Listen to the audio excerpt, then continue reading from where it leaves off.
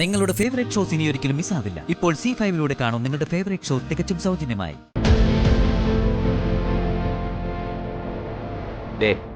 ഇവനെ നീ ഇവിടെ എവിടെയെങ്കിലും കണ്ടിട്ടുണ്ടോ? ഇല്ല സാർ. ഇവിടെ എവിടെയെങ്കിലും കണ്ടാൽ എന്നെ നീ വിവരം അറിയിക്കണം. ശരി. ഓക്കോ.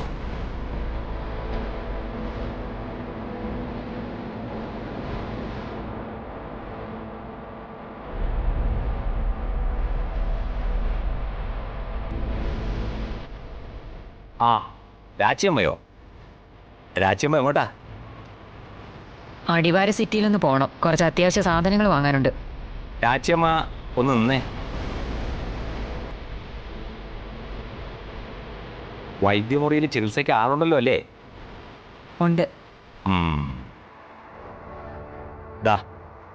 ഇവനെ ഈ പരിസരത്ത് എവിടെയെങ്കിലും കണ്ടിട്ടുണ്ടോ രാജ്യമ്മ?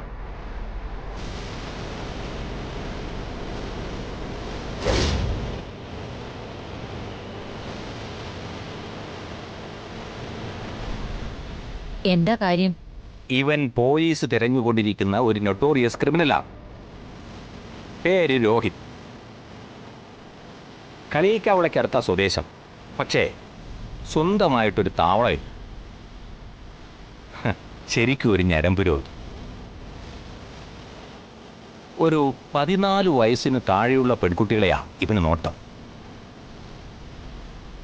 പോലീസിന്റെ കണ്ണിൽപ്പെടാതെ പല കുറ്റകൃത്യങ്ങളും ചെയ്തിട്ടുണ്ട്.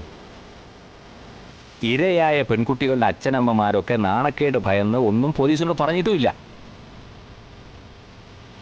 എന്നാൽ ചില കേസുകൾ റിപ്പോർട്ട് ചെയ്തതോടെ ഇവരങ്ങ് മുങ്ങി.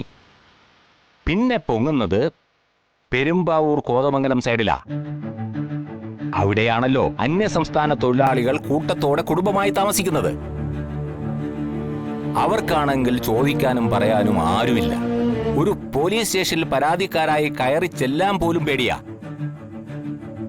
കേസ് ചിലപ്പോ അവർക്കെതിരായെങ്കിലോ? അവിടെ ഇവൻ അങ്ങോട്ട് കയറി അഴിഞ്ഞാടി.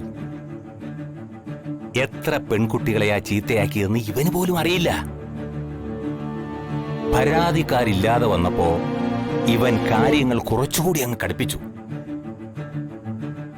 ഒടുവിൽ 2-3 കൊച്ചുങ്ങളുടെ ശവം ആലുവാപ്പുഴയിൽ പൊങ്ങി. അങ്ങനെ ആരും പരാതിക്കാരില്ലാതെ തന്നെ ഇവന്റെ മേൽ പോലീസിന്റെ കണ്ണ് പതിഞ്ഞു. അതിനിടയിൽ മറ്റാരും അറിയാതെ ഇവൻ പഞ്ചകൈലാസത്തിലേക്ക് മുങ്ങി.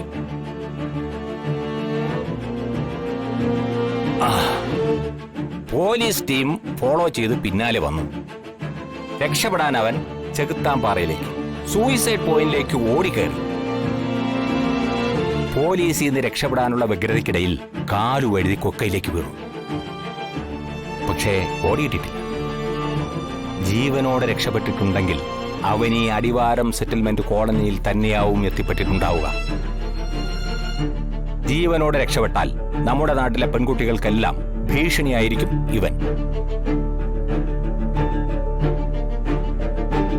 എന്താ രാജ്യമ്മ കണ്ടിട്ടുണ്ടോ ഇവനെ?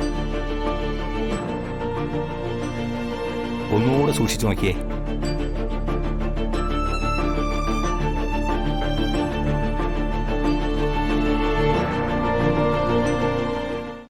ഡൗൺലോഡ് ചെയ്യൂ C5 ആപ്പ്. കാണൂ എല്ലാ എപ്പിസോഡുകളും സൗജന്യമായി.